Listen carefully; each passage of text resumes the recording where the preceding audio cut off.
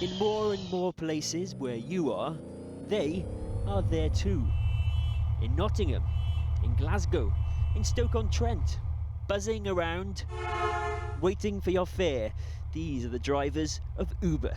I don't see my kids, I don't see my wife, No holidays, no security.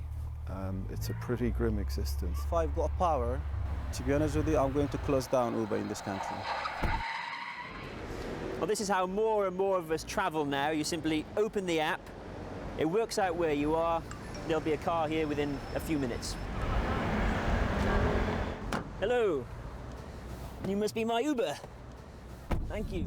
Now, it is super convenient, but the real draw might just be the price. Uber is often way cheaper than its rivals.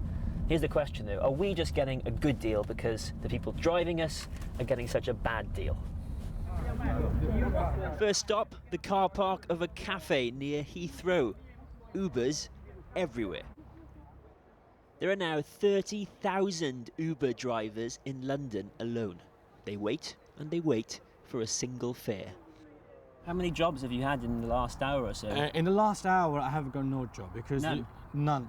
The drivers here say Uber has cut their pay from £1.25 per mile to just 75p. My name's Christina, and I drive with Uber because it gives me the time to spend with my son. In its adverts, drivers don't get pay cuts. Uber says if drivers didn't think this was an attractive opportunity, the app wouldn't work. These men say they're working around the clock. I work nearly 6 days, sometimes 7 days. Weekly, I do put in about 70 hours. 70 hours a week? 70 hours a week. If you divide the money you get in by hours, I'm afraid is below the minimum wage. Uber denies cutting pay recently in London, but rates have been slashed this year in 3 other cities. Uber also hiked the commission it charges drivers. Was 20%, now Uber takes a quarter of a new driver's income. How much difference does that 5% make to you? It does a lot, because it's a lot, trust me. So why wouldn't it be a good thing that there's all these dozens of Ubers nearby? Because there just isn't enough work for all those guys, and the fares are too low. But James Farrar doesn't just want Uber to pay more. He knows what happens when you're assaulted by a passenger, when the app you think you work for seems reluctant to identify the culprit. It took them 10 weeks to cooperate with the police, and they demanded that I get a court order in order for them to give that information to the police. And that was the moment when I realised that, listen, this is the dark underbelly of the sharing economy and the private hire trade in London. Uber says the incident was badly handled and has apologised to James. But he wasn't finished there. James formed a trade organisation for Uber drivers, which he claims has thousands of members. Around 100 of them were surveyed. The vast majority said pay wasn't adequate to meet their family's basic needs. More than half said they'd been physically assaulted, almost 3/4 racially abused. Oh, so this is luxury Uber, is it?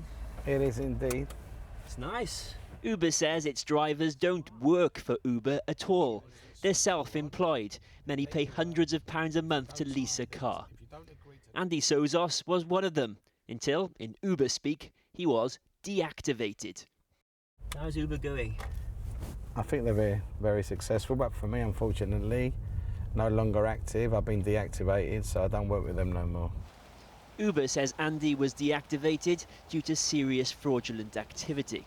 After a full investigation and after considering all points of view. Have you done anything like that? Anything dodgy? Dodgy? I'm a driver, I'm a chauffeur, I'm not a detective. Uber send the work out, so I go to every job I get. We've spoken to a number of deactivated drivers. They say they're cut off without full explanation, without the chance to defend themselves. Did you explain to Uber the situation? You ever try to speak to Uber? You got more chance seeing him up there than getting anything out of them. An employment tribunal will soon decide if Uber drivers should have greater rights. This lawyer is representing couriers in a similar claim. For these individuals, being characterised as self-employed means they lose some basic employment rights. So they're not, for example, entitled to the living wage, the national minimum wage. They're not entitled to paid time off, paid holiday, for example. And because they're not even treated as employees, if you dismiss them unfairly, they can't bring a claim before an employment tribunal. Uber says more than 40,000 licensed drivers across the country use Uber to be their own boss. We don't set shifts or minimum hours. People can switch the app on and off whenever they wish. We're very proud that 2/3 of new drivers using the Uber app were referred by another driver. at the cafe near Heathrow, we ask the drivers who's the boss. They point to their empty cars, then in the distance to a huddle of drivers. I don't know how they do it, but we can't take any job in this area.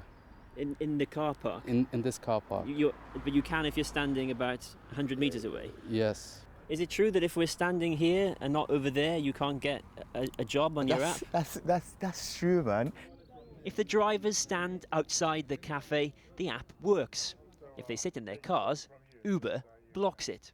It's to encourage them to use Heathrow's official driver's car park. But Uber's controlling where you stand in this car park? Of course. Yeah, that's right. So the drivers will stand outside through the night, waiting. It's what they do so that we can have Uber everywhere.